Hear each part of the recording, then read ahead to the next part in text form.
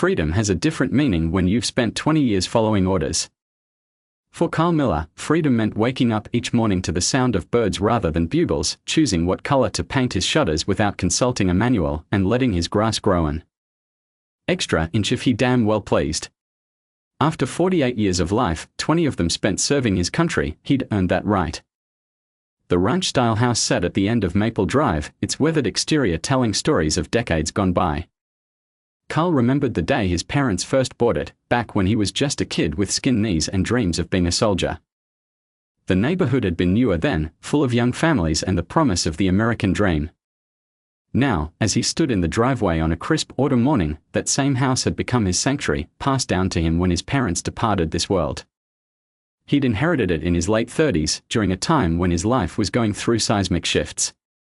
His marriage was holding on by threads so thin they were barely visible, and his marking off their final days of high school, eager to spread their wings beyond the confines of their hometown. The timing of the inheritance had seemed like divine intervention, a lifeline thrown just when he needed it most. The house wasn't what most people would call a prize. The paint had been peeling off in long, curling strips, like old sunburned skin refusing to let go. The roof sagged in places where time and weather had taken their toll, and the yard had resembled a small jungle more than a lawn. But Carl saw past all that. 20 years in the army had taught him to see potential where others saw problems, to recognize good bones beneath a weathered exterior. Good bones, he'd muttered to himself during those early days, running calloused hands along the solid wooden beams in the basement. The foundation was strong, the frame straight and true. Everything else was just cosmetic, and if there was one thing military service had taught him, it was how to rebuild, repair, and restore. He approached the renovation like he would a military campaign, methodically, with careful planning and precise execution. First came the roof, because any good soldier knows you need cover overhead before you can secure your position. He'd done the work himself, spending scorching summer days up there with nothing but his tools and his thoughts.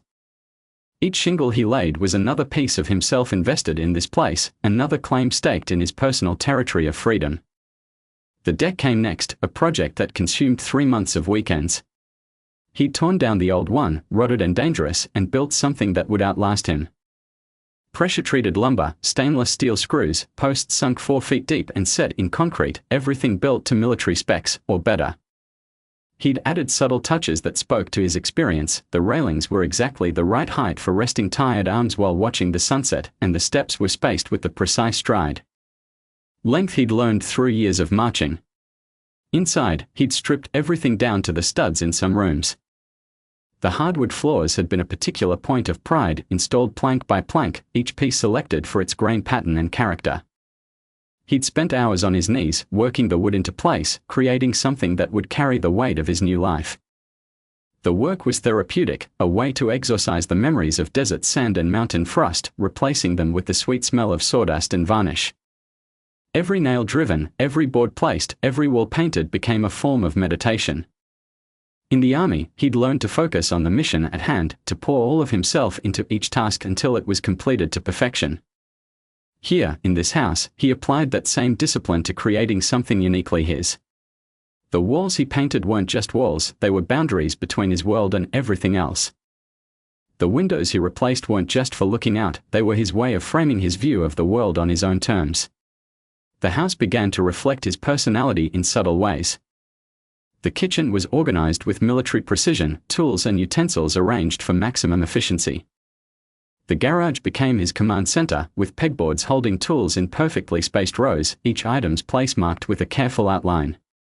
Some might have called it obsessive, but for Carl, this order was a comfort, a familiar framework in a world that often seemed to lack structure. His neighbors probably thought he was odd, this solitary man always working on his house. They'd see him out there at dawn, measuring twice before cutting once, or catch glimpses of him working by floodlight well into the evening hours. But Carl didn't mind their curious glances. After years of living in barracks and taking orders, the freedom to be different, to be himself, was its own kind of victory. The transformation of the house became a metaphor for his own transition from soldier to civilian. Each repair, each improvement, helped him adjust to a world without uniforms and regulations. The discipline remained. You don't shed 20 years of military service like an old coat, but now it was directed towards his own goals, his own standards of excellence. As the years passed, the house became more than just a structure. It became a testament to resilience, to the power of patient, determined effort. Visitors might have seen just another well-maintained ranch house, but Carl saw victory in every corner: the perfectly level shelves he'd installed in the living room, the custom cabinets he'd built in the kitchen, the immaculate bathrooms with tiles laid in precisely measured patterns. Each element spoke of care, of attention to detail, of a man who had found his purpose in creating order from chaos. The house sat on its lot like a sentinel, solid and unwavering. The yard, once overgrown, now showcased neat beds of native plants chosen for their hardiness and low maintenance. The driveway, expertly sealed against the elements, never showed a crack. Everything about the property reflected its owner's character: strong, self-reliant, and unapologetically independent. This wasn't just a house, it was Carl's fortress, his sanctuary, his own piece of the country he'd spent 20 years defending. Here, within these walls he'd rebuilt with his own hands, he could finally be at peace. No commanding officers barking orders, no deadlines to meet except his own, no standards to maintain except those he set for himself. For a man who had spent his life serving others, this house represented the ultimate freedom, the freedom to serve only his own vision of what home should be.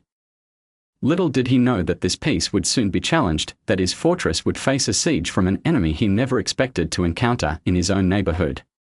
But that was still to come.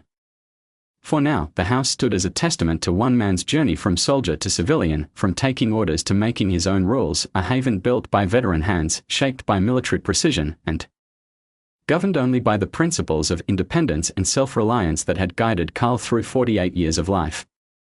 Maple Drive was the kind of street that time seemed to have forgotten, in the best possible way.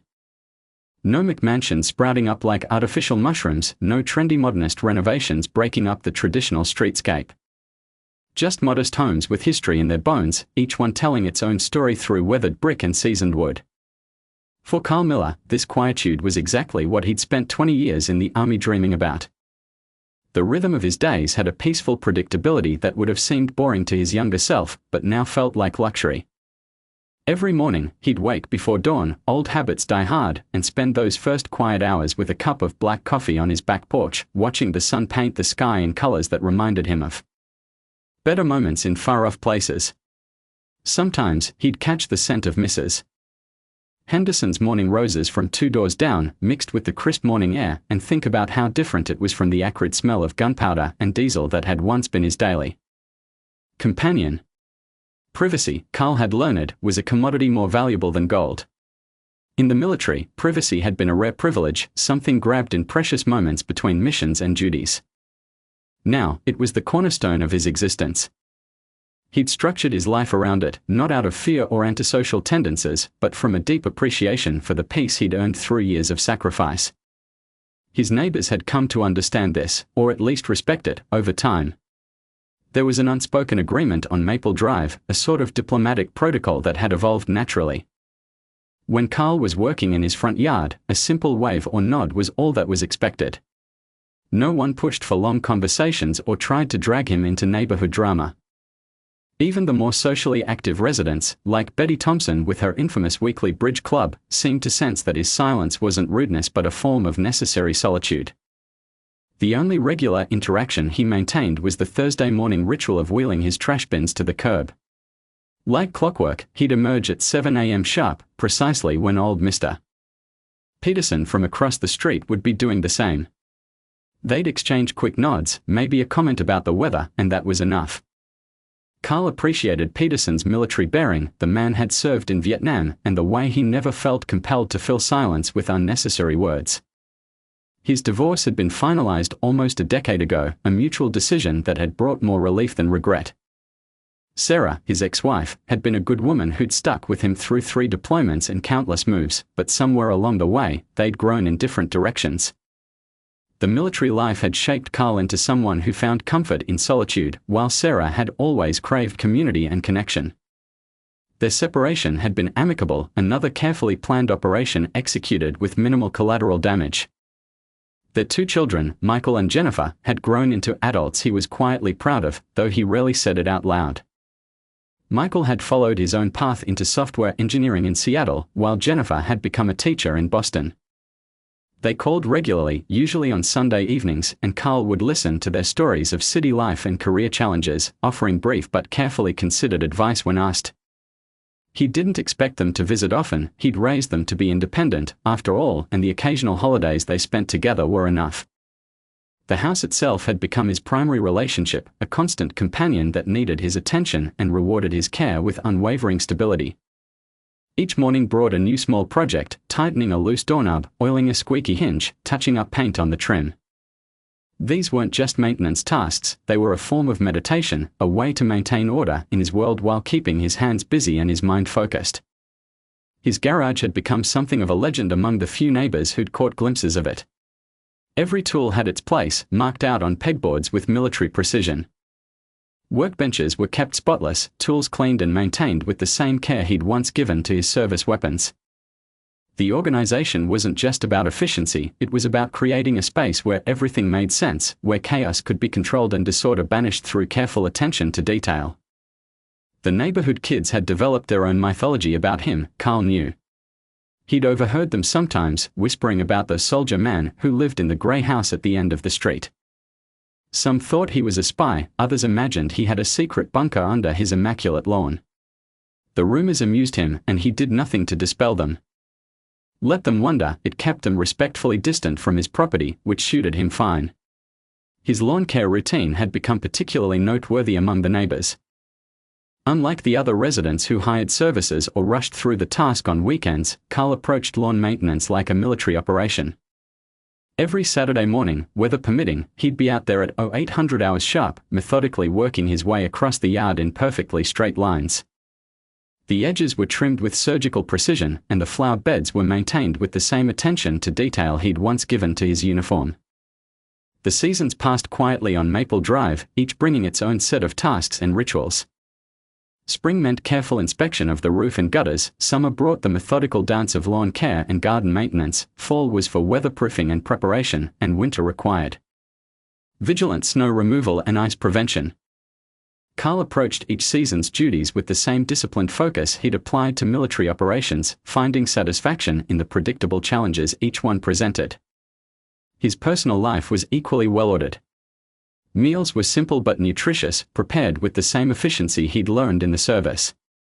Exercise was non-negotiable, 5-mile runs 3 times a week, regardless of weather, and a home gym in the basement that saw regular use. He kept his appointments in a leather-bound planner, maintenance schedules for the house recorded with the same precision as doctor's visits and oil changes. The few visitors he did receive, usually his children during holidays or the occasional service buddy passing through town, often commented on how the house reflected his personality. Everything was functional, well-maintained, and purposeful. There were no decorative flourishes or unnecessary ornaments, just carefully chosen furnishings that served specific needs. Photos from his military service were displayed not prominently but purposefully in his home office, along with his service medals and unit insignias, reminders of where he'd been and what he'd accomplished, but not the centerpiece of his current life. Even his television habits were disciplined. No mindless channel surfing for Carl, he watched the evening news, followed by whatever documentary or history program he'd selected from the week's listings. Sometimes, on quiet evenings, he'd sit in his favorite chair by the window, reading military history or working on intricate wooden models, another hobby that satisfied his need for precision and attention to detail. The neighbors had their theories about why he lived this way. Some thought he was haunted by his military service, others assumed he was just naturally antisocial. The truth was simpler, Carl had found peace in routine, comfort in order, and satisfaction in self-reliance. He didn't need or want the complexity of social obligations or the chaos of neighborhood politics. His time in the service had taught him the value of clear boundaries and personal discipline, and civilian life hadn't changed that fundamental truth. As the years passed, Carl's quiet presence had become as much a part of Maple Drive as the old oak trees that lined the street. He was like a guardian figure, steady and reliable, his well-maintained property a testament to the values of discipline and self-sufficiency. The neighborhood had evolved its own relationship with him, a respectful distance, and understanding that sometimes the quietest neighbors are the best ones. Little did anyone know that this carefully constructed peace was about to be challenged, that the quiet life Carl had built for himself would soon be threatened by forces that viewed his independence as a problem to be solved rather than a right to be respected. But for now, in these calm days before the storm, Carl Miller's life on Maple Drive remained exactly what he'd fought for all those years, a piece of quiet freedom earned through service and maintained through discipline. Change comes to even the most stable neighborhoods, often creeping in so gradually that you barely notice it until it's too late. For Maple Drive, the transformation began with a "for sale" sign on the old Wilson property. Then another appeared at the Hendersons. Within 6 months, 5 houses had changed hands. The newcomers were different, younger families with shiny SUVs, pristine lawns, and ideas about community improvement that made Carl's jaw clench. It was a warm Tuesday afternoon when the knock came. Carl was in his garage, meticulously restoring an old wooden cabinet he'd found at a local estate sale. The rhythmic sound of his sandpaper against wood was interrupted by 3 sharp raps on the side door, not the casual knock of a neighbor asking to borrow a tool, but the insistent tap of someone with an agenda. When he opened the door, he found himself face to face with Rebecca Wheeler, one of the new residents from 4 houses down. She was dressed like she'd stepped out of a real estate magazine, crisp white blouse, pressed slacks, and a smile that seemed practiced in front of a mirror. The clipboard in her manicured hands might as well have been a warning sign. "Mr. Miller." Her voice carried that artificial cheerfulness that Carl had learned to distrust during his years of dealing with military bureaucrats. "I hope I'm not interrupting anything important."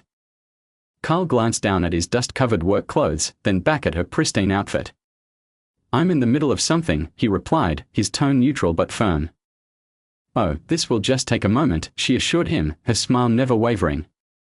"I'm part of a committee that's been meeting to discuss some exciting changes for our neighborhood."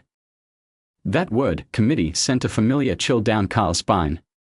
In his military experience, committees were where good ideas went to die and unnecessary regulations were born. He remained silent, waiting for the other shoe to drop. "We've been looking at ways to protect and enhance our property values," Rebecca continued, flipping through papers on her clipboard with well-rehearsed efficiency. "Several of us have noticed that some areas of the neighborhood could use a bit more consistency in their appearance." Carl's eyes narrowed slightly. He'd seen this approach before, the subtle implication that something was wrong, that change was needed, that someone else knew better about how things should be done. It was the same technique his ex-wife's lawyer had used during their divorce mediation, cloaking aggressive suggestions in concerned tones. "We are forming a homeowners association," Rebecca announced, her voice rising with manufactured enthusiasm. "It's really quite exciting. We've already got several families on board, and we are hoping to make this neighborhood one of the most desirable in the area." There it was. The real agenda, wrapped in buzzwords about property values and community improvement. Carl had heard about HOAs from his brother in California, rigid rules, mandatory fees, and self-appointed committees dictating everything from grass height to mailbox design. And what exactly would this HOA do, he asked, though he already knew the answer. His question came out like a tactical probe, testing the enemy's defenses. Rebecca's face lit up, mistaking his question for interest. "Oh, it's all about maintaining standards," she explained, pulling out a glossy brochure. "We'll establish guidelines for property maintenance, exterior appearances, landscaping, ensuring everything looks uniform and well-kept." The word uniform hit Carl like a hammer blow. He'd worn a uniform for 20 years, had followed orders and adhered to standards because lives depended on it. But this was different. This was his home, his sanctuary, the one place where he answered to no one but himself. "We'll have regular inspections, of course," Rebecca continued, either oblivious to or ignoring his growing tension. "And there will be a review process for any external modifications. The monthly dues are quite reasonable, considering all the benefits." "Monthly dues?" Carl interrupted, his voice carrying the same tone he'd used with fresh recruits who'd overstepped their bounds. "Oh yes," Rebecca chirped, pulling out another sheet of paper. "Just $150 a month. It goes toward community improvements, enforcement of standards, and building our reserve fund. We are also thinking about adding a community pool in the future." Carl studied her face, looking for any sign that she understood the absurdity of what she was proposing. He found none. To her, this was perfectly reasonable, charging people money for the privilege of being told what to do with their own property. And what if someone doesn't want to join? He asked, already knowing where this was heading. Rebecca's smile flickered slightly, like a fluorescent bulb about to burn out. Well, participation would be optional for current residents, she said, her tone becoming more careful. But it would be mandatory for any new buyers. Eventually, the whole neighborhood would be under HOA governance. The strategy was clear to Carl: squeeze out the holdouts gradually, make life difficult for those who wouldn't conform, until eventually everyone fell in line. It was a siege tactic, dressed up in suburban pleasantries. We are having an informational meeting next Thursday evening, Rebecca pressed on, holding out a bright yellow flyer. We'll be discussing the proposed bylaws and electing our first board of directors. Your input would be very valuable, Mr. Miller. With your attention to detail, I'm sure you'd have some wonderful insights to share. The attempt at flattery was as transparent as cellophane. Carl took the flyer, not out of interest but because his military training had taught him to gather intelligence on potential threats. I'll think about it, he said, his tone making it clear that he'd already made up his mind. Rebecca's smile brightened again, either missing or choosing to ignore his obvious lack of enthusiasm. Wonderful. Oh, and here's a copy of our preliminary guidelines. We'd love to get your feedback. She handed him a thick packet of papers, each page filled with rules and regulations in neat, unforgiving type. Carl accepted it with the same wariness he'd once reserved for suspicious packages in combat zones. Have a wonderful afternoon. Rebecca called out as she turned to leave, her heels clicking purposefully down his driveway. Carl watched her go, noting how she paused to make notes on her clipboard as she surveyed his property. Back in his garage, Carl set the HOA materials on his workbench and stared at them. The yellow flyer seemed to mock him with its cheerful message, building a better community together. He'd seen enough propaganda in his military career to recognize it when he saw it. That evening, as the sun set over Maple Drive, Carl sat in his favorite chair by the window, reading through the HOA guidelines. Each page revealed new restrictions, new rules, new ways for people to control their neighbors' lives. Paint colors had to be chosen from an approved palette. Fences couldn't exceed a certain height. Christmas decorations had to be removed within 1 week of the holiday. Even the number of plants allowed in front yards was regulated. As he read, Carl could feel the walls closing in, not physically but metaphorically. This wasn't just about property values or neighborhood aesthetics. This was about control, about forcing everyone into the same mold, about stripping away the very independence he'd fought to protect. He thought about his neighbors, old Mr.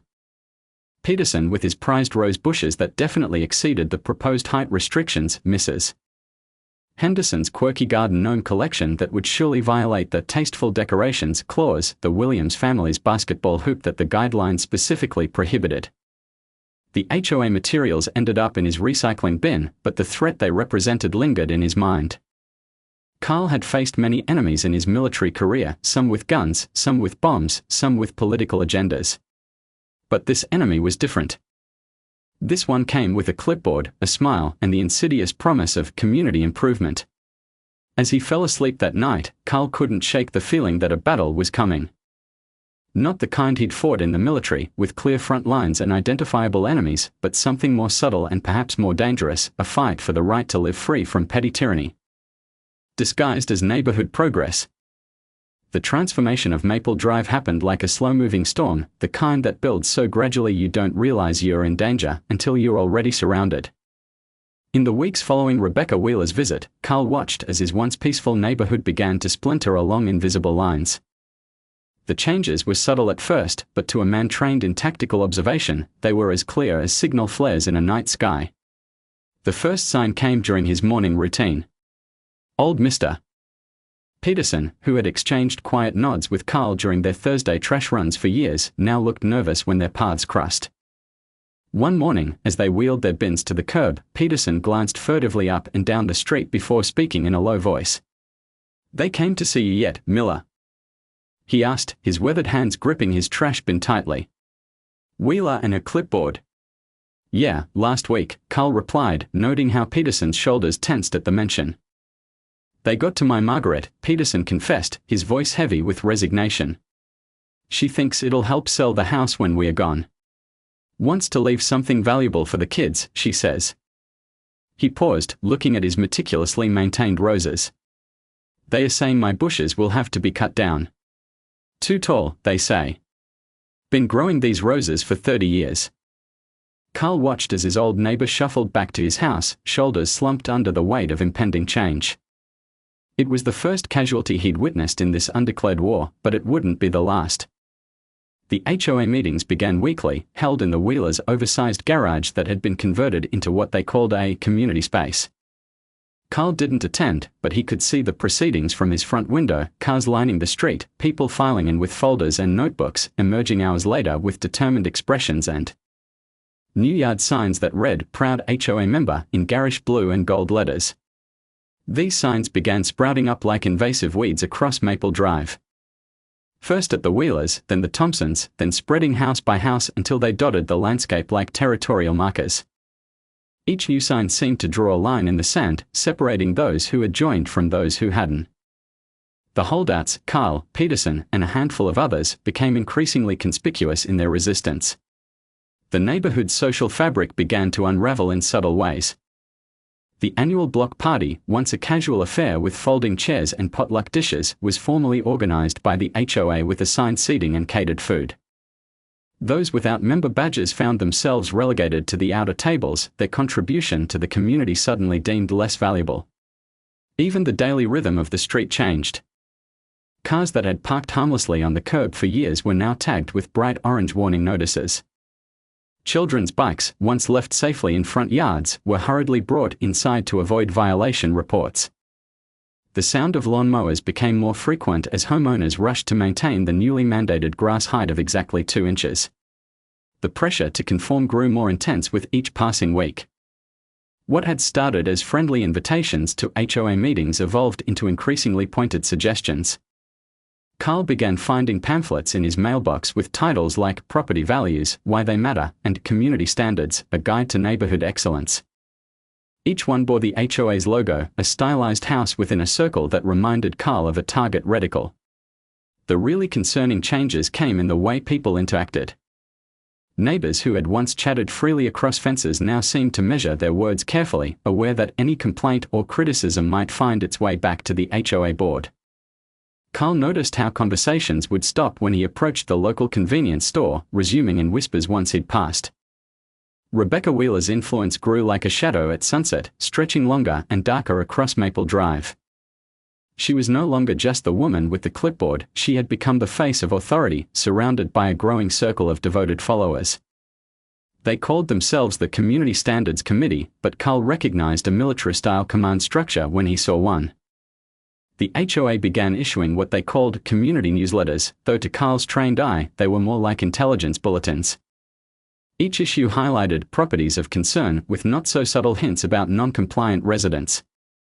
Photos of unkempt yards or unapproved decorations were published alongside articles about declining property values and the importance of community standards. One morning, Carl found his own home featured in the newsletter. The article didn't name him directly, but the photo of his front yard, with his carefully maintained but admittedly unique landscaping, was labeled as an example of individualistic choices that impact neighborhood cohesion. The military flags he'd proudly displayed were described as non-standard exterior decorations. The reactions from his neighbors became increasingly polarized. Some, like Peterson, would shoot him sympathetic glances but quickly look away if anyone else was watching. Others, particularly the newer residents, began treating him like a problem to be solved. He'd catch them taking photos of his property or making notes on their phones as they walked past, no doubt documenting perceived violations for the next HOA meeting. The street itself seemed to change character. Where once there had been a natural variety of homes, each reflecting its owner's personality, now there was a creeping uniformity. House after house was repainted in approved shades of beige and grey. Gardens were redesigned to meet standardized layouts. Even the mailboxes were gradually replaced with identical models bearing the HOA logo. Carl watched as his neighbors' individual expressions of home ownership were slowly erased. The Martinez family's vibrant flower garden, which had been a neighborhood attraction for years, was reduced to a standard arrangement of HOA-approved plants. The Jacksons' quirky weather vane, a family heirloom, was removed after being deemed non-conforming. Each small change felt like another defeat in a war most residents didn't even realize they were fighting. The pressure tactics became more sophisticated. The HOA began organizing community improvement projects that conspicuously excluded non-member properties. New street lights were installed, but only in front of HOA members' homes. A neighborhood watch program was established, but again, only HOA members could participate. The message was clear: conform or be left behind. Even the children felt the change. Carl noticed how they no longer played freely in front yards, their games now confined to designated areas and approved activities. The sound of their laughter, once a common background noise on Maple Drive, became muted and regulated, as if joy itself had to conform to community standards. The whole atmosphere of the neighborhood shifted from one of casual friendliness to watchful wariness. People began to police each other's behavior, reporting violations with zealous enthusiasm. Carl overheard Mrs. Thompson, once known for her kind heart, proudly telling Rebecca Wheeler about how she documented 3 separate infractions on her morning walk. The division between HOA members and non-members grew more pronounced with each passing day. It manifested in 100 small ways: invitations not extended, greetings not returned, conversations that died when certain people approached. The sense of community that had once made Maple Drive special was being replaced by something rigid and artificial. For Carl, watching this transformation was like witnessing a slow-motion invasion. His military training had taught him to recognize patterns, to see the bigger picture emerging from seemingly unrelated details. And the picture forming on Maple Drive was clear: this was about more than property values or community standards. It was about control, about forcing a diverse group of individuals into a single, approved mold. As summer faded into fall, Carl realized that the quiet life he'd built for himself was under siege. The HOA's influence had created an atmosphere of constant surveillance and pressure to conform. The very independence he'd fought to protect, both in the military and in his personal life, was being threatened not by external enemies, but by his own neighbors wielding rulebooks instead of weapons. Little did he know that these growing tensions were just the prelude to a more direct confrontation.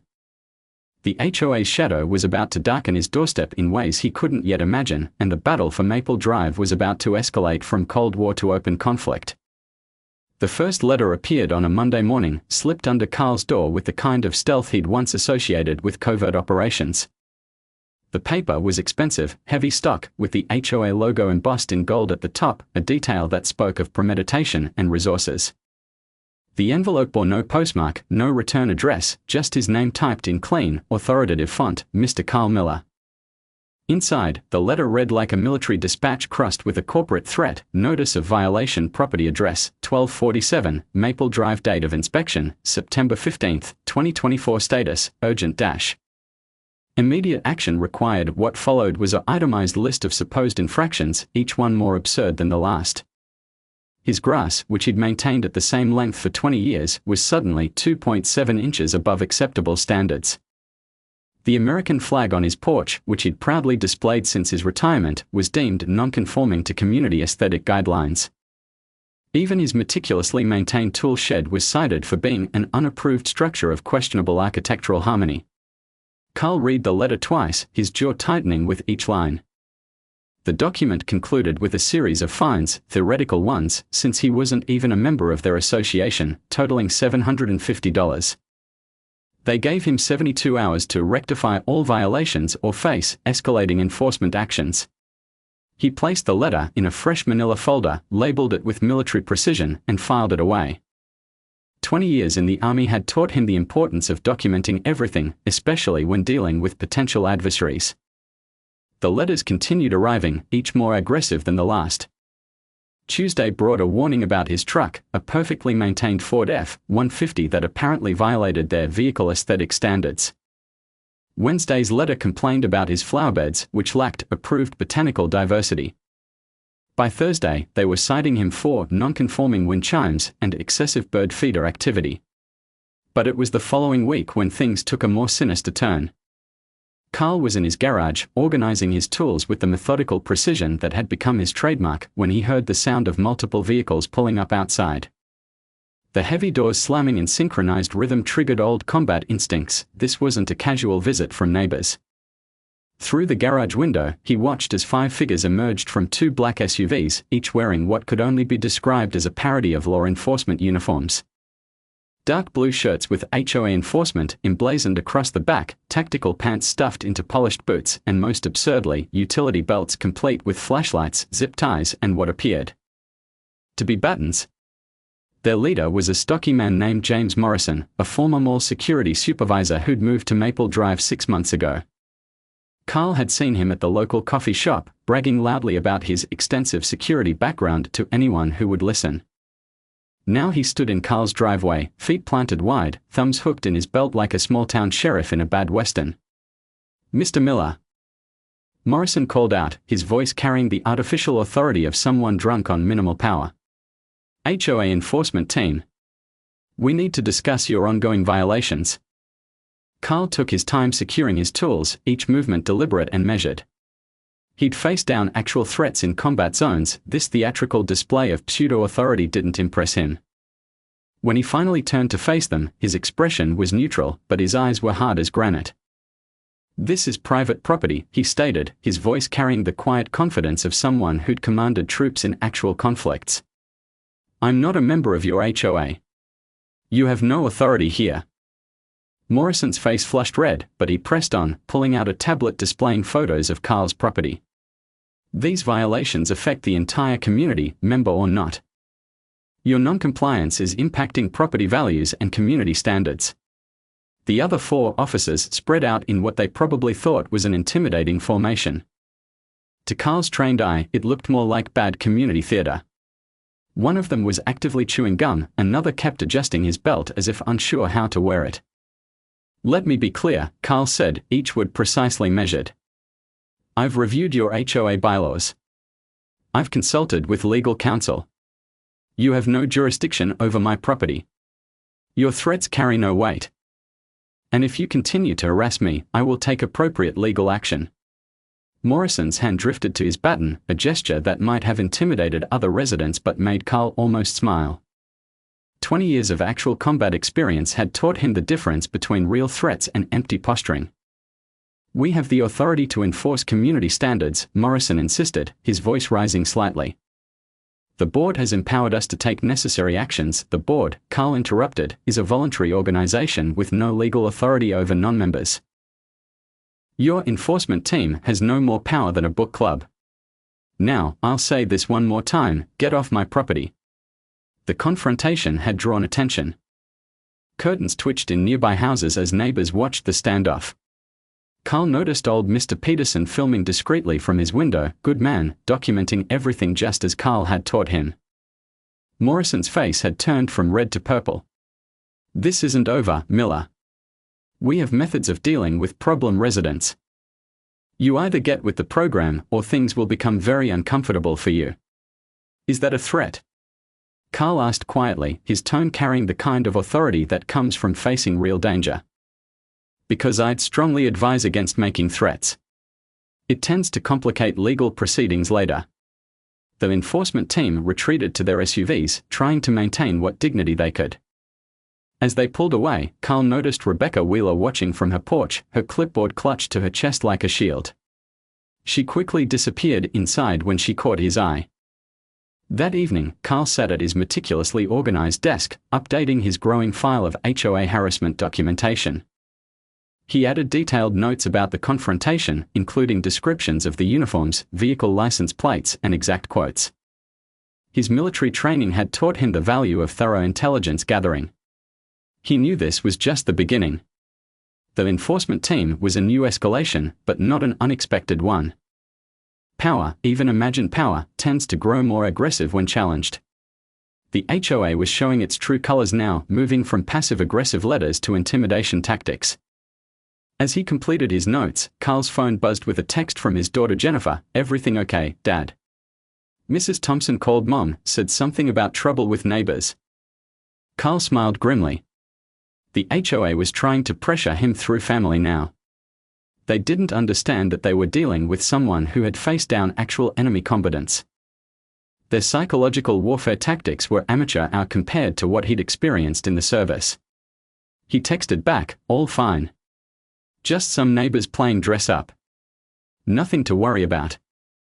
But as he looked out his window at the darkening street, Carl knew this was far from over. The HOA had shown its hand. They were willing to escalate, to use intimidation and threats to achieve their goals. They thought they were dealing with just another stubborn homeowner who would eventually bend under pressure. What they didn't realize was that they had picked a fight with someone who had spent 20 years learning how to stand his ground. Carl Miller hadn't fought for his country's freedom only to surrender his personal liberty to a group of power-hungry neighbors with delusions of authority. The enforcement team's visit had made one thing clear: this conflict was moving into a new phase.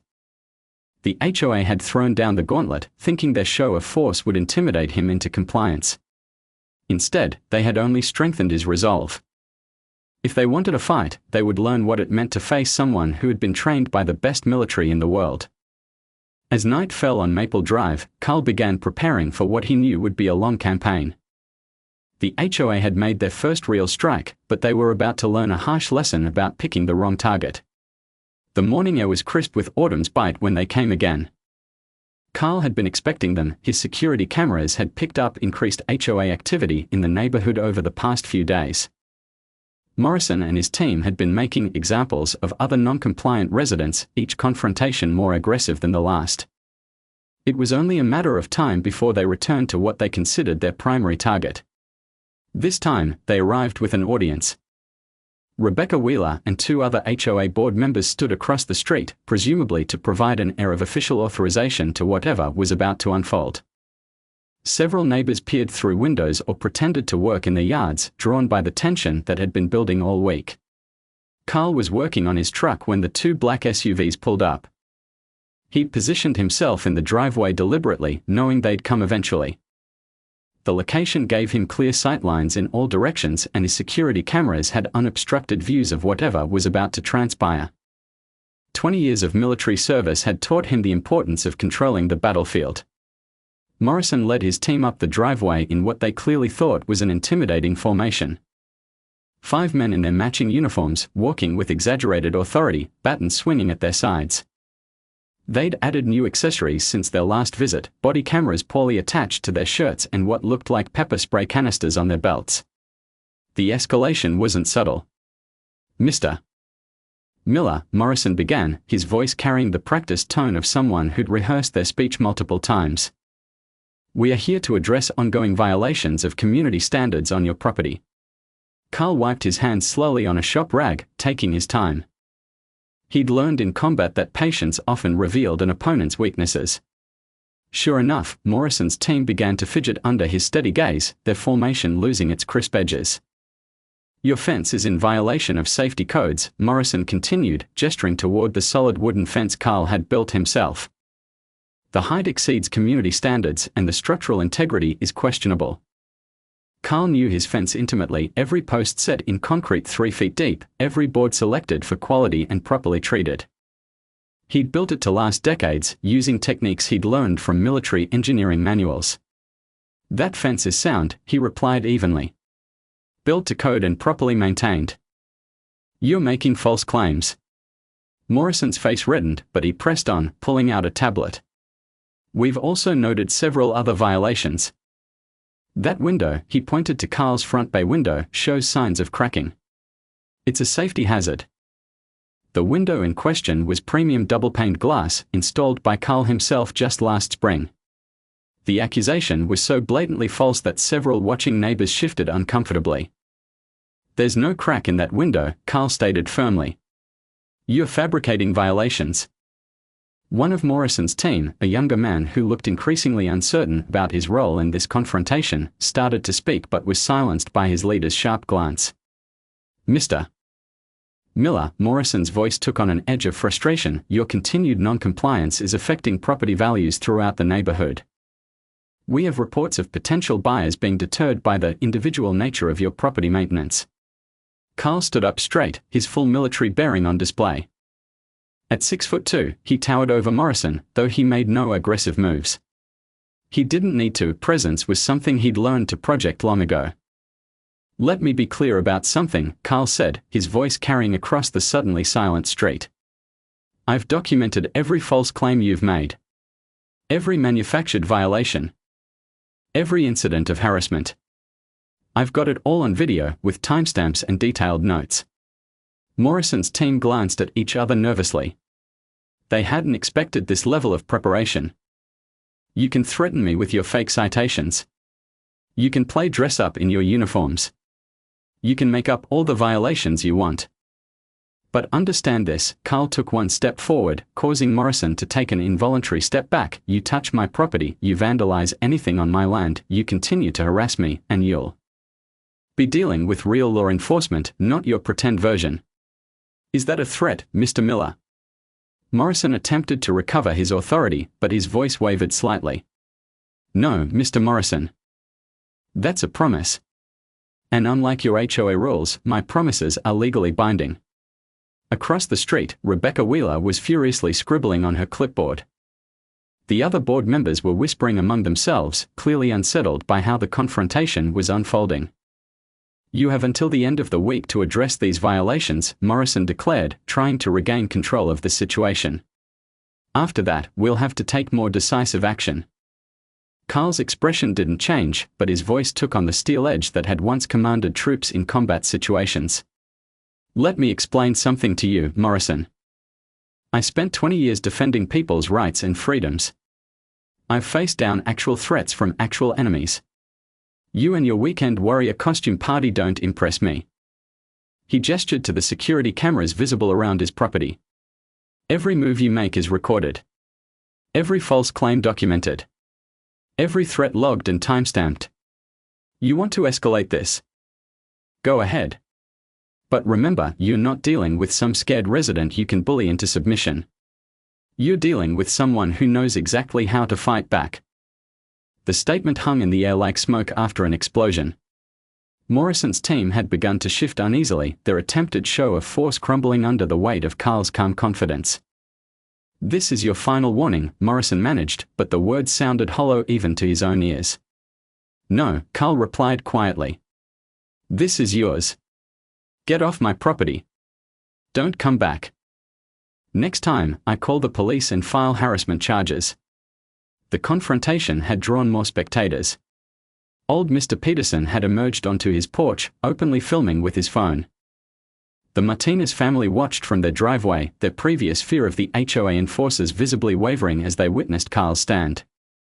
Morrison attempted to salvage some dignity with a parting threat. You're making a big mistake, Miller. The HOA has ways of dealing with problem residents. And I have ways of dealing with harassment and intimidation, Carl countered. 20 years of military service taught me a lot about documentation, evidence gathering, and legal proceedings. Would you like to test which of us is better prepared for this fight? The enforcement team retreated to their vehicles, their attempted show of force having backfired spectacularly. As they drove away, Carl noticed several neighbors quickly disappearing into their homes, while others lingered, watching him with newfound respect. Rebecca Wheeler approached him later that afternoon, clipboard clutched to her chest like armor. Mr. Miller, we really just want what's best for the community, she began. No, Carl cut her off, you want control. You want conformity. You want to force your vision of community on everyone else. But here's what you need to understand, I fought for freedom, not just overseas, but here at home. And I'm not about to surrender that freedom to you or your HOA. That evening, as Carl sat on his porch watching the sunset, he could feel the neighborhood's dynamic shifting. The confrontation had done more than just repel one attack, it had shown others that the HOA's authority was built on shallow foundations. His phone buzzed with text messages from neighbors he hadn't heard from in months, offering support and sharing their own stories of HOA harassment. Even some HOA members reached out privately, expressing doubts about the organization's aggressive tactics. But Carl knew this wasn't the end. Morrison's final threat wasn't empty, the HOA would try something else. They had too much invested in their power structure to back down easily. The question was what form their retaliation would take. As darkness settled over Maple Drive, Carl began reviewing his security footage of the day's events, adding it to his growing file of documentation. He'd learned in the military that the best defense was thorough preparation. The HOA had shown their hand today, revealing both their tactics and their weaknesses. They thought they were escalating the conflict, but they'd actually given him exactly what he needed: clear evidence of harassment and intimidation. The next move would be theirs, but thanks to today's confrontation, he was more prepared than ever to counter whatever they might try. 2 days after the confrontation, Carl had an appointment at the VA hospital. He'd been putting it off for weeks, but his old knee injury, a souvenir from his second tour, had been acting up. He left his house at 0900 hours, everything secured and his security cameras recording. The morning was quiet, the street peaceful. Nothing suggested that by afternoon, his world would be turned upside down. The appointment ran longer than expected. The doctor wanted additional x-rays, and then there was a mix-up with his prescription. It was nearly 1,400 hours when he finally turned onto Maple Drive. From 2 blocks away, he could tell something was wrong. Years of combat experience had taught him to recognize the signs: the unusual stillness, the way neighbors quickly ducked inside their homes as he approached, the tension hanging in the air like smoke. After an explosion. As he rounded the final curve, his hands tightened on the steering wheel until his knuckles went white. His property, his sanctuary, the home he'd poured his heart and soul into, had been violated in a way that went beyond simple vandalism. This was a calculated attack, a message written in destruction. His fence, the solid wooden barrier he'd built himself, each post set in concrete, each board selected and treated with care, lay in ruins. Entire sections had been torn down, the wood splintered and scattered across his meticulously maintained lawn like fallen soldiers after a battle. The destruction wasn't random, it showed signs of deliberate, methodical dismantling. They'd known exactly what they were doing. The front window, his pride and joy with its custom-installed double-pane glass, was shattered. Shards glittered in the afternoon sun like broken promises, scattered across his front porch. The impact point suggested a deliberate strike, not a random act of vandalism. This was professional destruction masquerading as enforcement. But the most blatant sign of who was responsible blazed across the side of his house in bright red spray paint: HOA rules. The letters were large, precise, almost architectural in their formation. This wasn't teenage graffiti, this was a calculated message, a declaration of war written in paint and destruction. The porch light fixture, a vintage piece he'd restored himself, lay in pieces. Glass and metal fragments created a hazardous pathway up his front steps. Even the mounting bracket had been wrenched from the wall, leaving exposed wires like open wounds in the siding. Carl stood in his driveway, his military training kicking in as he documented everything with his phone. His hands were steady as he photographed each act of destruction, but inside, a cold fury was building. This wasn't just property damage, this was a direct attack on everything he stood for, everything he'd fought to protect. Mrs. Henderson, his elderly neighbor from 2 doors down, hurried over despite her arthritic hip. "Oh, Carl," she said, her voice trembling. "I saw them. I saw everything. I was too scared to call the police, they were wearing uniforms, I thought maybe." "It's okay, Dorothy," Carl assured her, his voice calm despite the rage building inside. "Did you happen to take any pictures?" She nodded, pulling out her iPad with shaking hands. "I recorded some of it through my kitchen window. I wasn't sure what to do, they looked so official." Carl helped her send the videos to his phone, thanking her for her courage. As she hobbled back home, he could see other neighbors peeking out their windows, their faces a mix of shock and guilt. They'd watched it happen, paralyzed by the same false authority that had tried to intimidate him for months. Inside his garage, Carl accessed his security camera system. The footage was crystal clear, high-definition evidence of everything that had transpired. The cameras had captured it all: 5 figures in HOA enforcement uniforms, led by Morrison, approaching his property with tools in hand. The timestamps showed they'd waited exactly 20 minutes after he'd left for his appointment. They'd been watching, planning their attack. The footage showed Morrison directing his team with military-style hand signals, a pathetic parody of actual tactical operations. They'd moved with purpose, each taking assigned sections of the property. One team attacked the fence, another focused on the window, while Morrison himself supervised and then participated in spray painting the message on the wall. Most damning of all, they'd made no attempt to hide their identities. Their faces were clearly visible, their actions recorded in perfect detail. They'd been so confident in their authority, so sure of their immunity, that they hadn't even tried to conceal their crime. Carl's first call was to the police. His voice was steady as he reported the vandalism, mentioning specifically that he had clear video evidence identifying the perpetrators. The dispatcher's tone changed noticeably when he mentioned the HOA connection. Apparently, his wasn't the first complaint about overzealous enforcement. While waiting for the police to arrive, Carl continued documenting everything. His military training and evidence collection proved invaluable as he photographed and catalogued each act of destruction. He collected paint samples from the graffiti, gathered broken glass with tool marks that could identify the weapons used, and measured the damage to his fence posts to show the deliberate nature of the attack. Squad cars arrived within 15 minutes, their lights painting the scene in alternating red and blue. The officers who responded were professional, thorough, and visibly disturbed by what they saw. When Carl showed them the security footage, their expressions hardened. This wasn't a simple case of vandalism, this was organized, premeditated property destruction. This is clear-cut, the senior officer said, shaking his head as he reviewed the footage. Criminal trespassing, vandalism, destruction of private property, criminal conspiracy. They are going to have a hard time explaining this away. As the police worked, neighbors began emerging from their homes. The HOA spell of fear was breaking in the face of such obvious criminality.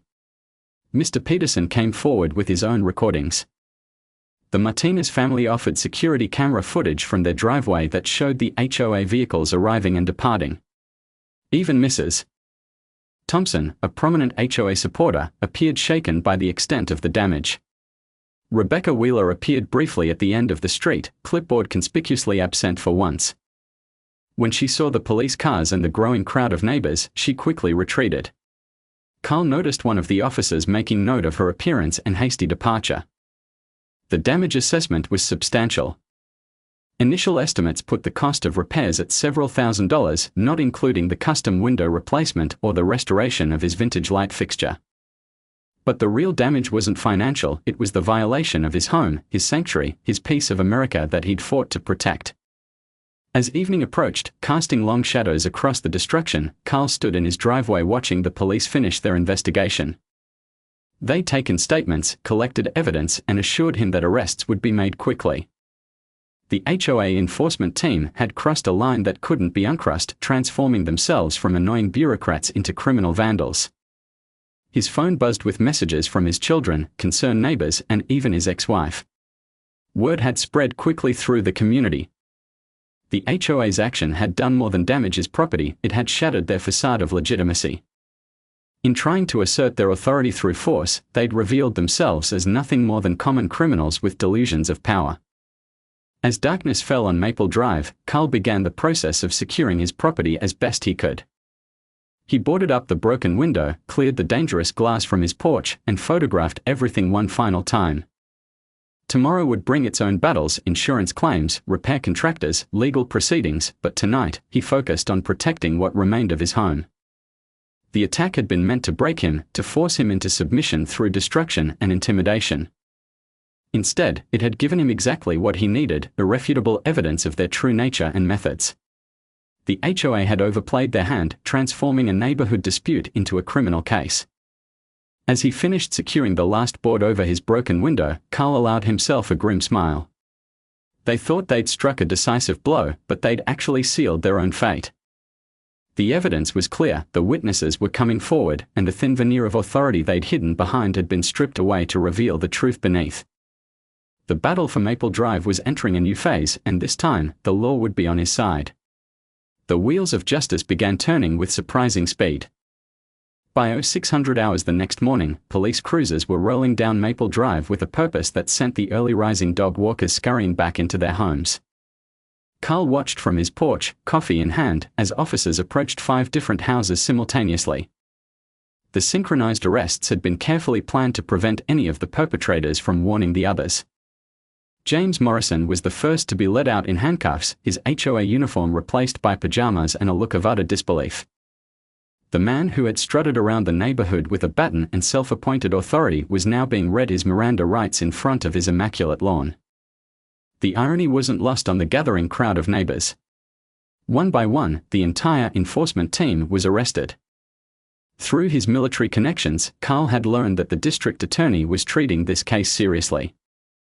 The charges were substantial: criminal trespassing, vandalism, criminal conspiracy, and harassment.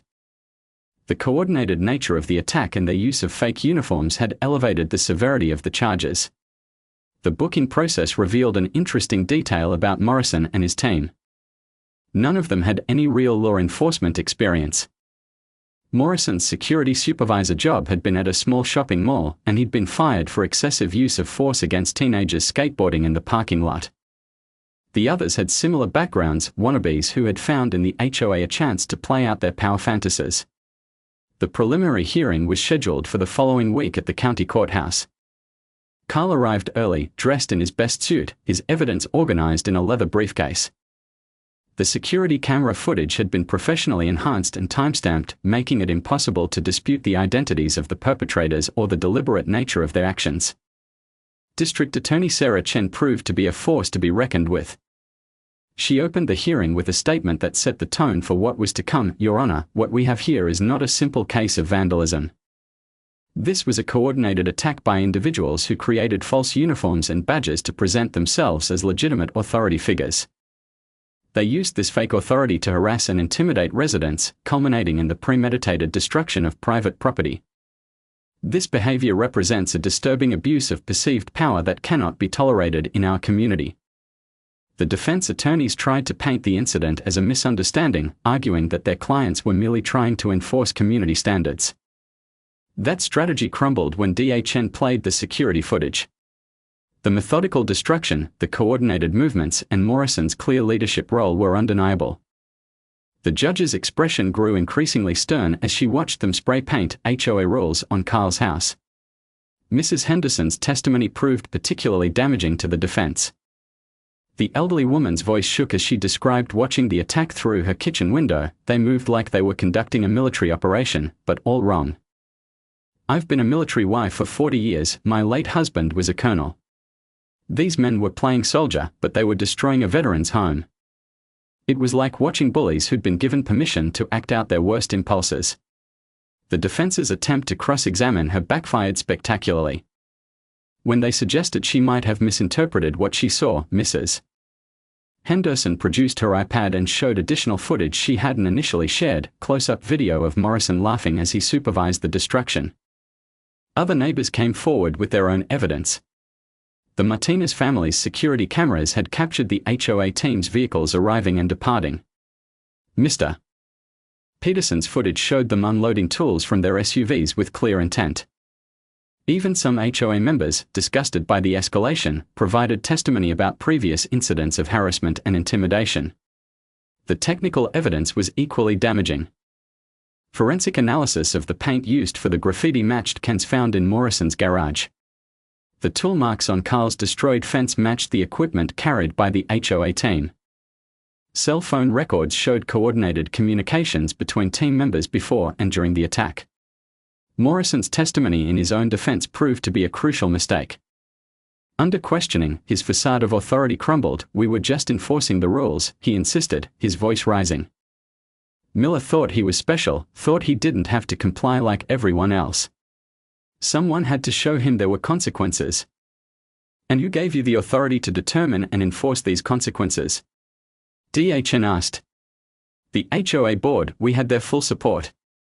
Morrison blurted out, before his lawyer could stop him. This outburst opened a new avenue of investigation. Rebecca Wheeler and other HOA board members were called to testify.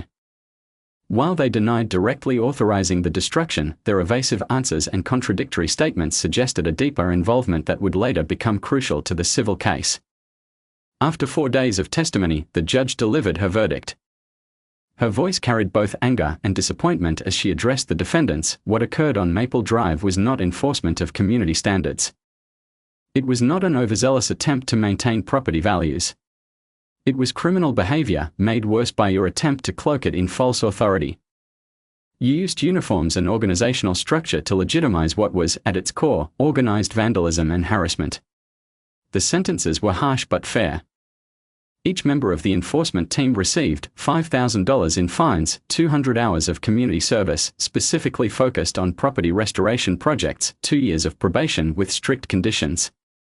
No contact orders protecting Carl and other victims of their harassment, mandatory anger management and abuse of power counseling, $20,000 in restitution for the damage to Carl's property, to be split among the 5 defendants. As the defendants were led away, Carl noticed how small Morrison looked without his uniform and baton.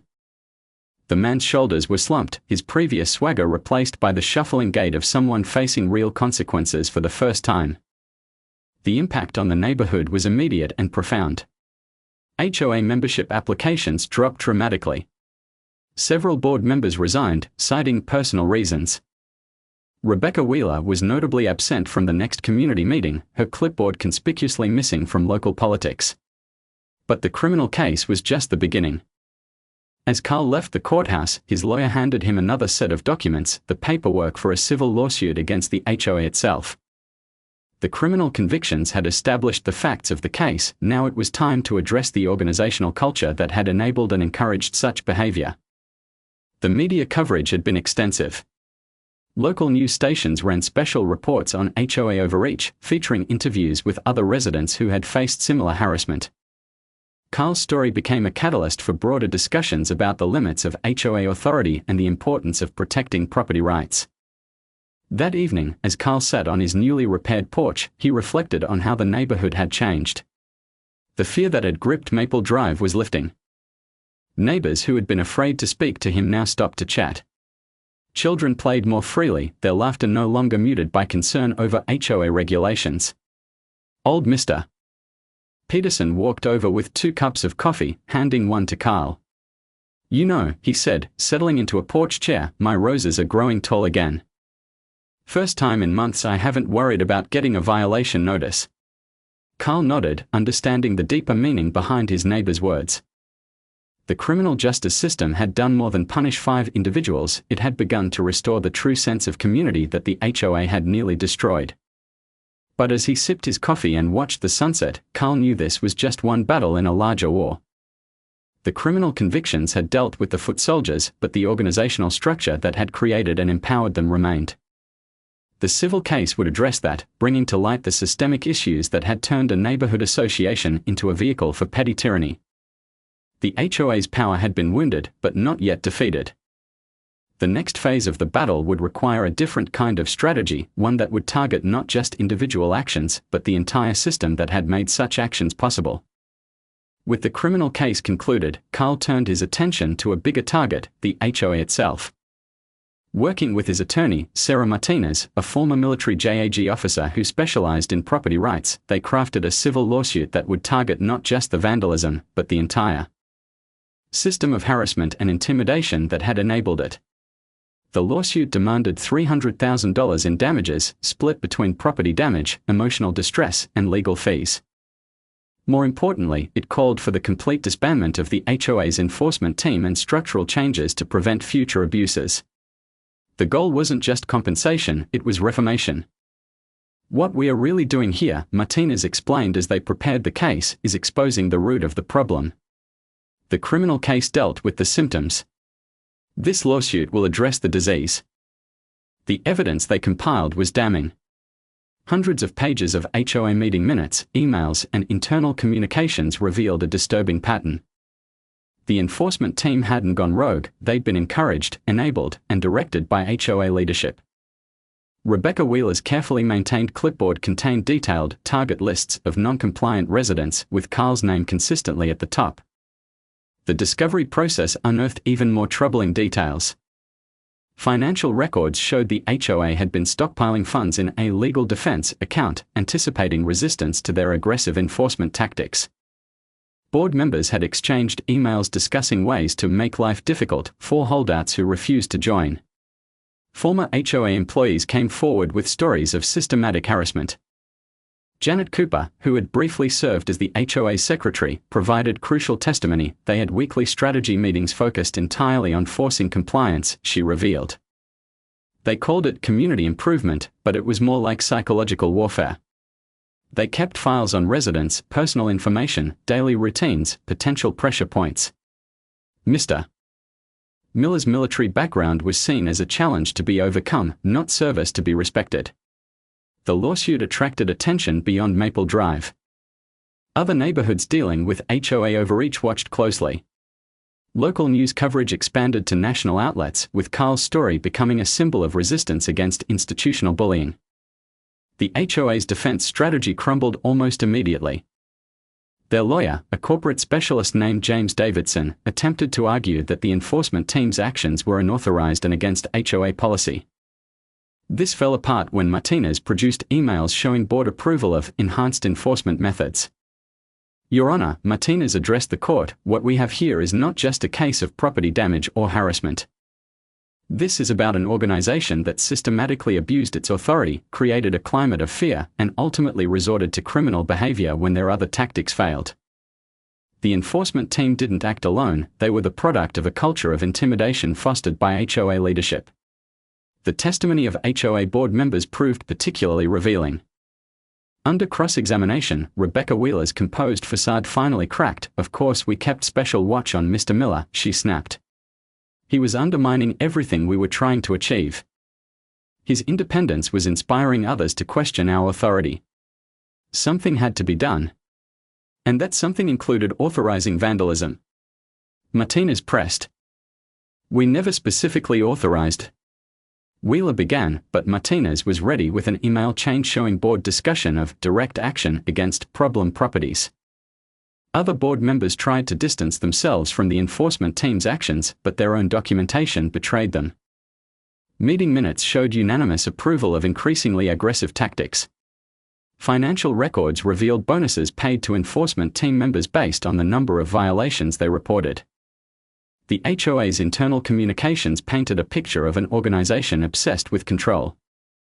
They had created detailed maps of the neighborhood, marking houses with color codes based on compliance levels. They had even discussed purchasing surveillance equipment to monitor problem residents more closely.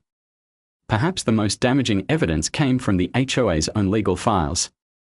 Their attorney had warned them repeatedly about the questionable legality of their actions, especially regarding non-member properties. These warnings had been consistently ignored, with one board member writing, "Legal concerns are secondary to maintaining standards." The judge, Ana Maria Rodriguez, listened to 3 weeks of testimony with growing concern. Her questioning showed particular interest in the HOA's organizational structure and decision-making process. When the HOA's lawyer attempted to argue that they were simply protecting property values, she interrupted, "Counselor, are you suggesting that property values are more important than property rights? Because what I'm seeing here is an organization that abandoned its stated purpose in favor of exercising control through intimidation." The HOA's defense further deteriorated when financial audits revealed misuse of funds. Money collected for community improvements had been diverted to surveillance equipment and legal defense funds. The community pool they'd promised residents was nothing more than a line item used to justify increased dues. As the trial progressed, support for the HOA evaporated. Members began resigning en masse, refusing to pay dues to an organization that had betrayed their trust. Former supporters approached Carl with apologies and offers to testify about their own experiences with board intimidation. The judgment, when it came, was comprehensive and devastating to the HOA. 1. Monetary damages, $300,000 in compensatory damages to Carl, full coverage of all legal fees, establishment of a neighborhood restoration fund. 2. Structural changes, immediate disbandment of the enforcement team, removal of all current board members, requirement for democratic reforms before any reorganization, external oversight of any future enforcement activities. 3. Policy changes, prohibition of selective enforcement, mandatory transparency in all operations, protection for non-member properties, limited scope of authority. The judge's final statements resonated beyond the courtroom. This case represents more than property damage or harassment. It demonstrates how easily authority can be corrupted when checks and balances are ignored. The HOA's actions were not just illegal, they were an assault on the very concept of property rights and individual liberty. The aftermath transformed Maple Drive. The HOA's power structure, built on intimidation and control, collapsed completely. Rebecca Wheeler put her house on the market the following week. Other board members followed suit, unable to face their neighbors after the truth was exposed. For Carl, the victory was bittersweet. The financial compensation would more than cover his damages, but the real win was in exposing and dismantling a system that had threatened the freedom of an entire community. His military training had taught him that sometimes the biggest battles are fought not with weapons, but with truth and determination. The civil victory became a precedent, cited in other cases involving HOA overreach. Legal journals published analyses of the case, highlighting the importance of protecting individual property rights against collective overreach. Neighborhood associations across the country began reviewing their enforcement policies, wary of facing similar lawsuits. As news of the verdict spread, Carl received messages from homeowners nationwide, sharing their own stories of HOA abuse and asking for advice. His stand against institutional bullying had struck a chord with people who had faced similar situations but lacked the resources or knowledge to fight back. The case had done more than win damages, it had exposed the dangerous potential for abuse in organizations that prioritize control over community. The victory wasn't just for Carl or Maple Drive, it was a reminder that freedom sometimes needs to be defended in our own backyards. The courtroom fell silent as Judge Rodriguez prepared to deliver her final ruling. 3 months of civil proceedings had exposed the full extent of the HOA's corruption, and now, on a crisp autumn morning, justice would be served. Carl sat at the plaintiff's table, his posture military straight, watching as the HOA board members shifted nervously in their seats. "Before I deliver my judgment," Judge Rodriguez began, her voice carrying the weight of careful consideration, "I want to address the fundamental issues this case has brought to light. What we've seen here isn't simply about property damage or harassment. This case has exposed how easily organizations meant to serve communities can become instruments of oppression." The judge paused, reviewing her notes before continuing. "The evidence presented has revealed a systematic abuse of power that should concern every homeowner in this jurisdiction. The HOA leadership created a culture of fear, used intimidation as a management tool, and ultimately resorted to criminal behavior when their other tactics failed." She turned her attention directly to the HOA board members. "Your organization's actions went far beyond the reasonable enforcement of community standards. You established what amounts to a private police force, conducted unauthorized surveillance of residents, and maintained secret files on homeowners who dared to question your authority." The detailed findings of the court were devastating. First, the financial investigation had revealed years of mismanagement. HOA dues, supposedly collected for community improvements, had been diverted to surveillance equipment, legal defense funds, and private security contracts. The promised community pool had never progressed beyond a paper proposal, used merely as justification for increased fees. Second, the organizational audit exposed a pattern of discriminatory enforcement. Properties belonging to HOA critics were subjected to excessive inspections and arbitrary fines, while violations by board members and their allies were consistently overlooked. The court found evidence of what amounted to a target list of residents marked for special enforcement attention. Third, internal communications revealed the board's conscious decision to escalate their tactics despite legal warnings. Emails showed board members discussing ways to make examples of non-compliant residents, with Carl's property specifically identified as a priority target. Judge Rodriguez's ruling was comprehensive and left no room for appeal. In light of the evidence presented, this court rules in favor of the plaintiff.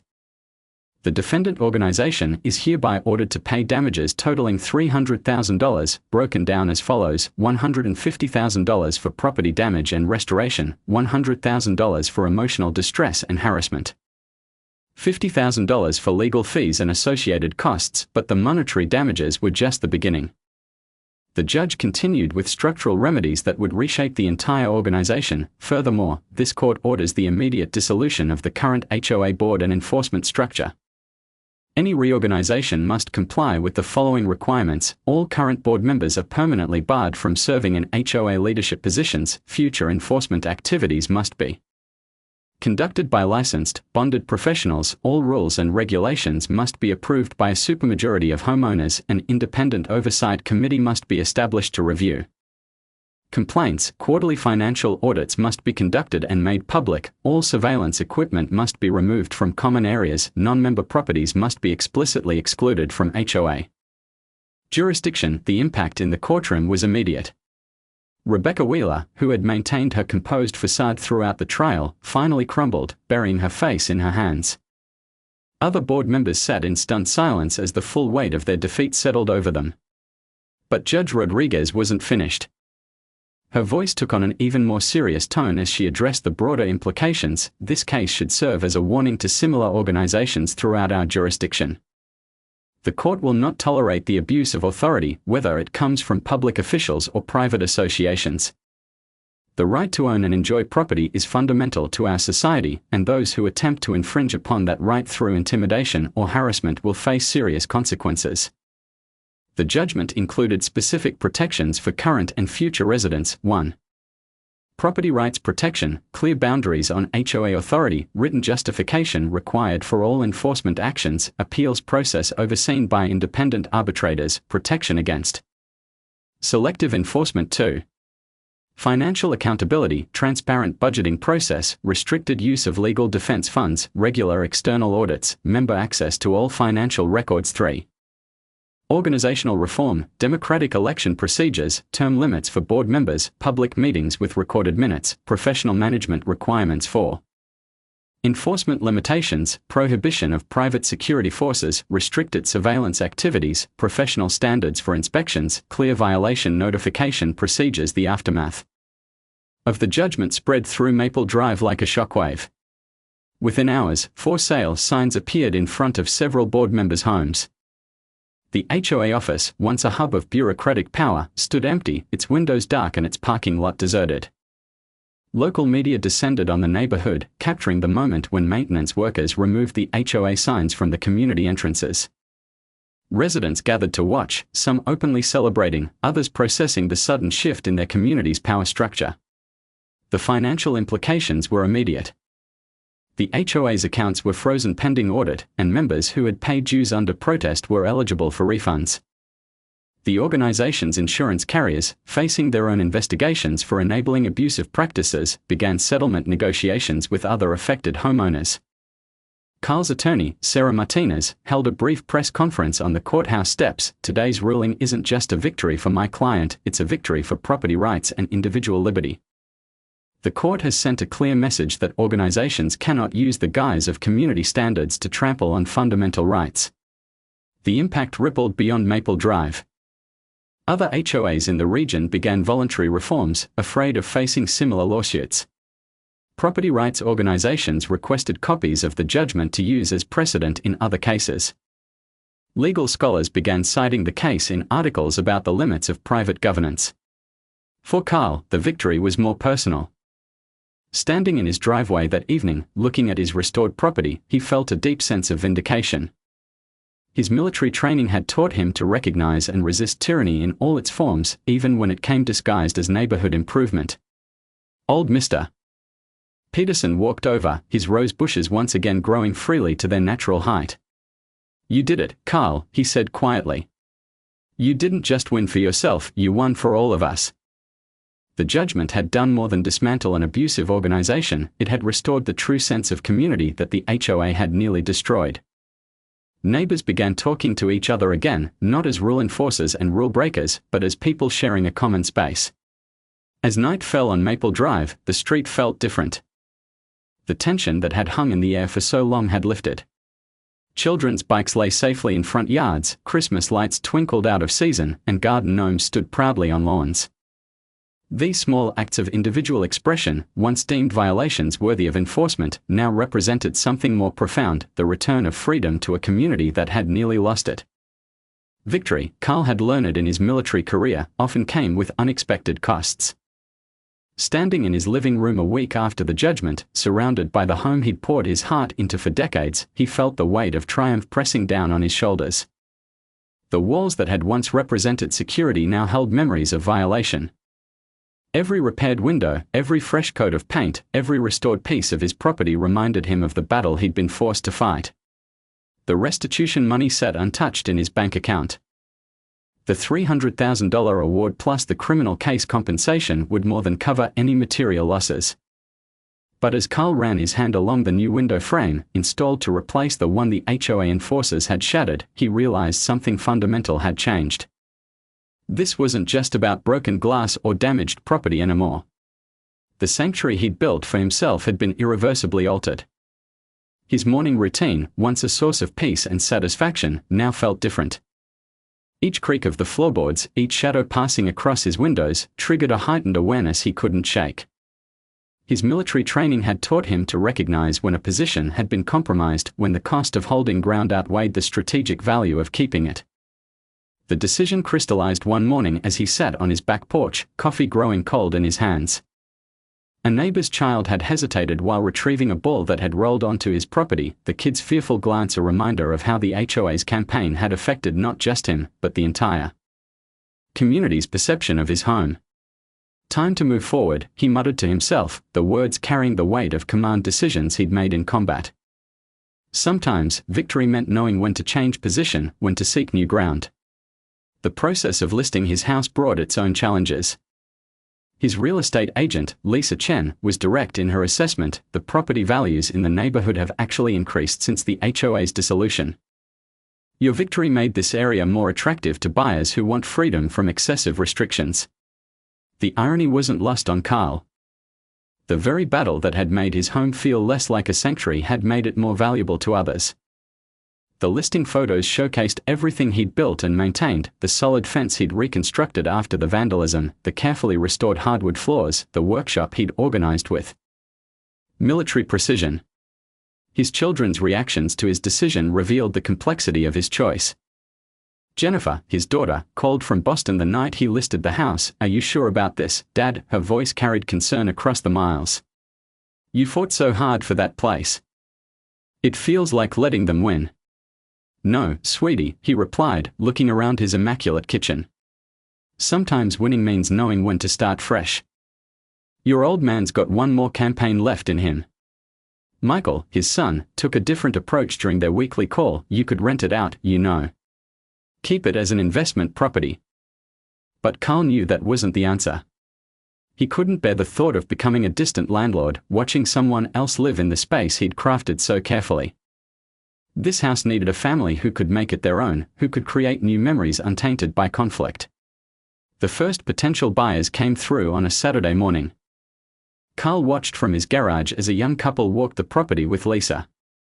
The woman's eyes lit up at his workshop organization, while her husband admired the solid construction of the deck. They were first-time homebuyers, Lisa told him later, looking for a place where they could put down roots. "They love the idea of no HOA restrictions," Lisa reported. "Your case made the news, you know. People are specifically looking in this neighborhood now because they want the freedom to make their own choices about their property." More buyers came, each one representing a possible new chapter for the house he'd poured himself into. Carl found himself sharing the home's history with them, not as a warning but as a testament to the importance of standing up for what's right. The battle he'd fought had become part of the property's value, a guarantee of freedom for future owners. The decision to accept an offer came 3 weeks after listing. The young couple from the first showing had returned twice more, each time spending longer examining the details of the house. Their offer was fair, but what convinced Carl was the way they talked about their plans for the property. "We want to plant a vegetable garden," the wife explained enthusiastically. "Maybe add some fruit trees. Our last rental had so many restrictions, we're excited about having the freedom to make this place our own." Her words echoed Carl's own desires from years ago, when he'd first inherited the property from his parents. The cycle was completing itself. Another family would have the chance to build their own sanctuary, without the shadow of arbitrary authority hanging over them. The closing process brought unexpected emotions to the surface. Each document he signed felt like releasing a piece of himself. The home inspection revealed how much care he'd put into every aspect of maintenance. The appraiser's report read like a testament to his dedication, noting the quality of workmanship throughout the property. His neighbors' reactions to the sale varied. Old Mr. Peterson brought over a bottle of whiskey the night Carl accepted the offer. "Won't be the same without you standing guard," he said, pouring 2 glasses. "But I understand. Some victories change the battlefield too much to stay." Mrs. Henderson cried when he told her, but her tears carried understanding. "You gave us all our freedom back, Carl. Now it's time for you to find yours again." The Martinez family helped him start packing, their children carefully wrapping the military memorabilia he'd displayed in his home office. Each item told a story of service, of standing up for principles, of protecting freedom, sometimes in far-off lands, sometimes right at home. As the moving date approached, Carl found himself spending more time in his garage workshop, organizing tools he'd used to maintain and improve the property. Each one carried memories: the hammer he'd used to rebuild the fence, the level that had helped him hang countless pictures, the saw that had shaped the custom shelving throughout the house. The night before closing, he walked through each room one final time. The emptiness echoed with memories: family dinners in the kitchen, quiet evenings reading in his favorite chair, the satisfaction of completing each home improvement project. But mixed with these memories were newer ones: the sound of breaking glass, the spray paint on his walls, the violation of his sanctuary. Yet as he stood in the doorway one last time, Carl felt not defeat but completion. He had fought for this house, had defended it against those who would impose their will upon it. Now he was choosing to let it go, to pass it on to a family who could benefit from the freedom he'd helped secure. The young couple who bought the house understood the significance of what they were receiving. At the closing, they asked Carl if he'd be willing to share stories about the house someday, to help them understand its history. "It's not just a house we're buying," the husband said. "It's a symbol of standing up for what's right. We want to honor that." Carl nodded, unable to speak for a moment. They understood. This house wasn't just a structure of wood and stone, it was a testament to the importance of defending liberty, even in its smallest forms. As he handed over the keys, Carl realized that his victory wasn't diminished by his decision to leave. Rather, it was completed by it. He had fought not just for his own right to live freely, but for the rights of all who would come after him. The house would stand as a reminder that freedom sometimes must be defended, even in the quiet streets of suburban America. The battle for Maple Drive had changed him, had shown him that the principles he'd defended in uniform sometimes needed defending in civilian life as well. Now it was time for a new mission, a new place to call his own, somewhere he could build another sanctuary, carrying with him the lessons learned and the strength gained from this victory. Carl found his new home in a small mid-sized town 60 miles away, far from the shadow of his previous battles. The property spoke to him the moment he saw it: 3 acres of land with a modest 3-bedroom ranch house set back from the road, surrounded by mature oak trees. Most importantly, it had no HOA, no covenant restrictions, and neighbors who valued independence as much as community. The house itself needed work, something that made Carl smile when he first walked through it. The realtor had apologized for the dated kitchen, the worn hardwood floors, and the somewhat overgrown yard.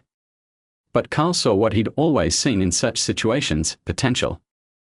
This wasn't just a house that needed repairs, it was a blank canvas waiting for his particular brand of craftsmanship. "It's perfect," he told the surprised realtor, already mentally cataloging the improvements he'd make. The garage was spacious enough for both his truck and a proper workshop. The yard offered plenty of room for the projects he'd always wanted to tackle but had been constrained from doing at his previous home. The closing process was straightforward, a welcome change from his recent legal battles. Using part of his settlement money, Carl bought the property outright. There was something deeply satisfying about knowing this place was completely his, free and clear, with no monthly payments or organizational oversight to worry about. Moving in became a therapeutic process. Each box he unpacked, each piece of furniture he arranged, felt like rebuilding not just a home, but himself. His military medals and memorabilia found new places of honor, but they were joined by something new: framed newspaper articles about his HOA victory and letters of support he'd received from homeowners across the country. The garage became his first major project. Carl approached it with the same precision he'd applied to military operations, drawing detailed plans for the workshop he'd always dreamed of creating. The pegboard wall he installed wasn't just for tools, it was a statement of organization and purpose. Each hammer, wrench, and saw had its place, outlined in careful detail, a system that would have made his old drill sergeant proud. "You military types," chuckled Frank, the owner of the local hardware store where Carl had started spending his mornings.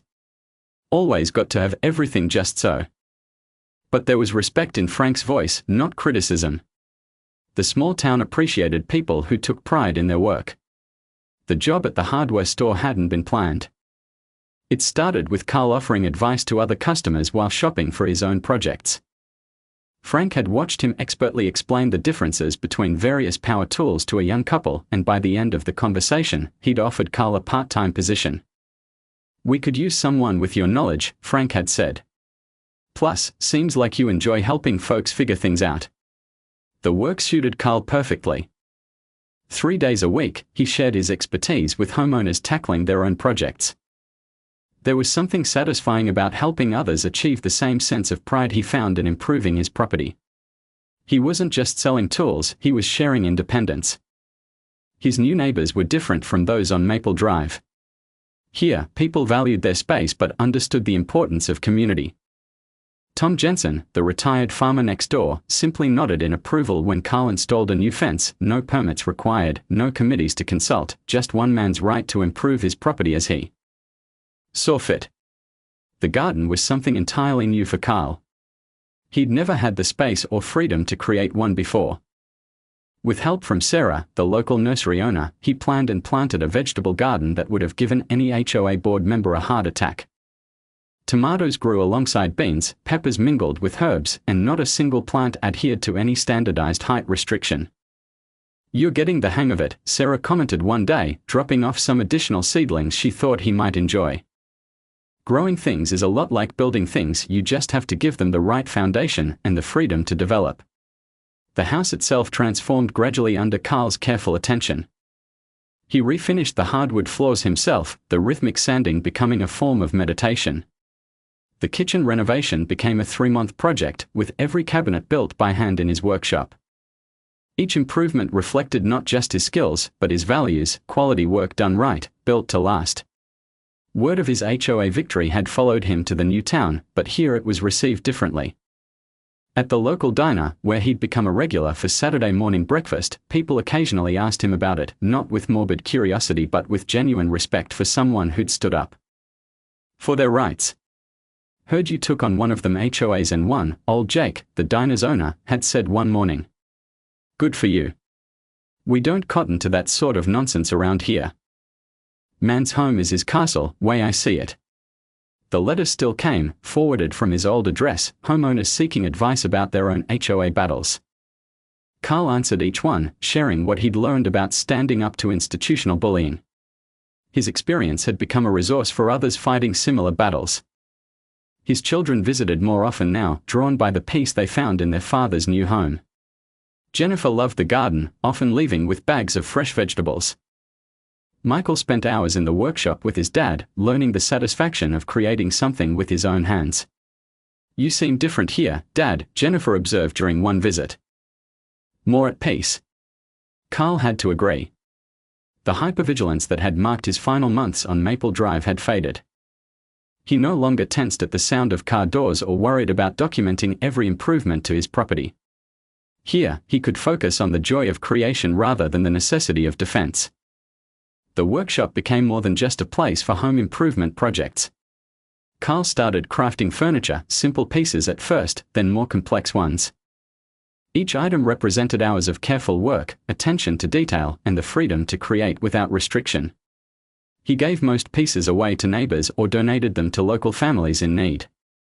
1 year after moving in, Carl hosted a barbecue for his new friends and neighbors. The yard was filled with people who appreciated him for who he was, not what rules he followed. Children played on the grass without fear of violation notices.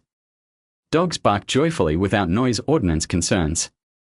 The garden, now in full bloom, provided fresh vegetables for the gathering. Looking around at the community he'd become part of, Carl realized something profound. His battle against the HOA hadn't just been about property rights, it had been about finding the right place to belong. Sometimes, winning meant having the courage to start over, to build something new on the foundations of victory. As the sun set on his new home, casting long shadows across the workshop he'd built and the garden he'd grown, Carl felt a deep sense of contentment. He'd found more than just a new place to live, he'd found a true sanctuary. Here, among people who understood that freedom sometimes needed defending and that community meant supporting independence rather than enforcing conformity, he'd finally found his peace. The lessons of Maple Drive hadn't been forgotten, they'd been transformed into wisdom that made this new chapter possible.